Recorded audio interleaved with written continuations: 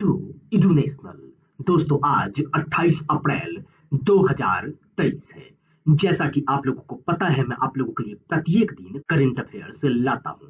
इसी तरह 28 अप्रैल 2023 का जो भी महत्वपूर्ण प्रश्न है वो मैं आप लोगों के लिए लाया हूं।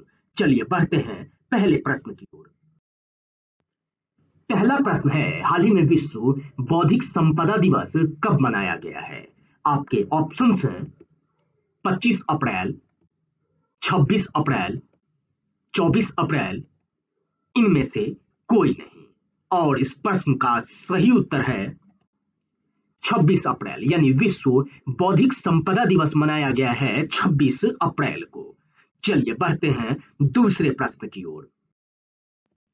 दूसरा प्रश्न है, हाल ही में अंतरराष्ट्रीय T20 में 200 विकेट लेने वाले सबसे युवा गेंदबाज कौन बन गए हैं? आपके ऑप्शंस हैं अक्षरदीप सिंह, शाहीन अफरीदी, हर्षल पटेल, इनमें से कोई नहीं। और इस प्रश्न का सही उत्तर है शाहीन अफरीदी, यानी अंतरराष्ट्रीय T20 में 200 विकेट लेने वाले सबसे युवा गेंदबाज बन गए हैं शाहीन अफरीदी। चलिए बढ़ते हैं तीसरे प्रश्न की ओर।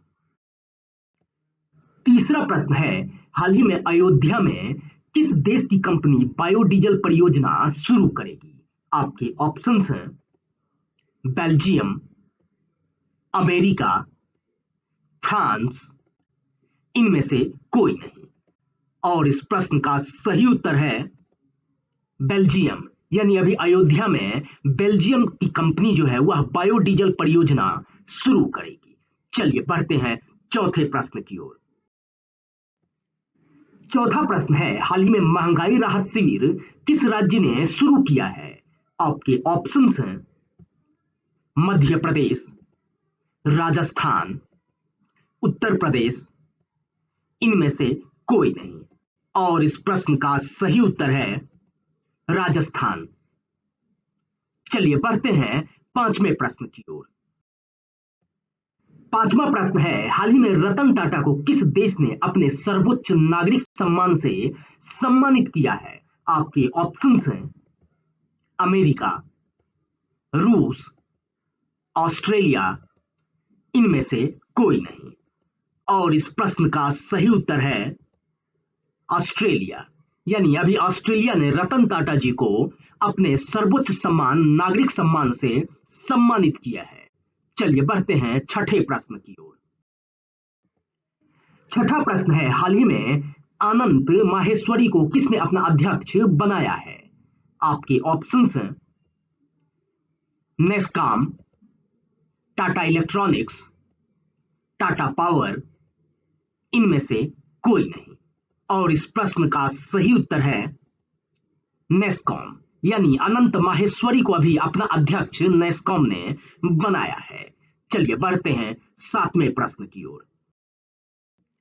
सातवां प्रश्न है, हाल ही में बांग्लादेश के कौन से नंबर के राष्ट्रपति मोहम्मद शाहबुद्दीन ने शपथ लिया है? आपके ऑप्शंस हैं 20, 22, 24, इनमें से कोई नहीं। और इस प्रश्न का सही उत्तर है 22वें नंबर का, यानी अभी बांग्लादेश के 22वें नंबर के राष्ट्रपति जो मोहम्मद शाहबुद्दीन है उन्होंने शपथ लिया है।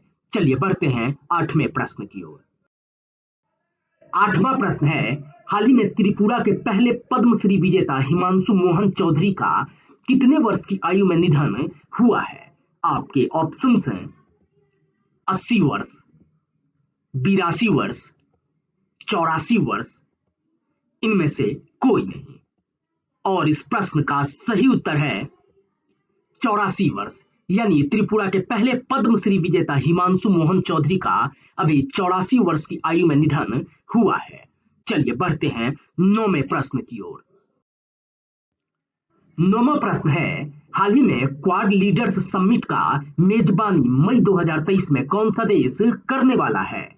आपके ऑप्शंस हैं भारत, अमेरिका, ऑस्ट्रेलिया, इनमें से कोई नहीं। और इस प्रश्न का सही उत्तर है ऑस्ट्रेलिया, यानी अभी क्वाड लीडर्स समिट का मेजबानी मई 2023 में ऑस्ट्रेलिया करने वाला है। चलिए बढ़ते हैं आज के अंतिम यानी आज के 10वें प्रश्न की ओर।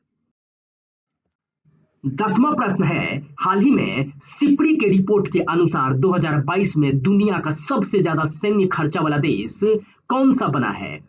आपके ऑप्शंस हैं भारत, अमेरिका, चीन, इनमें से कोई नहीं। और इस प्रश्न का सही उत्तर है अमेरिका। अमेरिका भी सिपड़ी के रिपोर्ट के अनुसार 2022 में दुनिया का सबसे ज्यादा सैन्य खर्चा वाला देश बना है। तो दोस्तों, आशा कर रहा हूं कि यह करंट अफेयर्स आप लोगों को बहुत ही पसंद आ रहा होगा। अगर पसंद आ रहा है तो इस चैनल को लाइक करें, शेयर करें और सब्सक्राइब करें। धन्यवाद दोस्तों।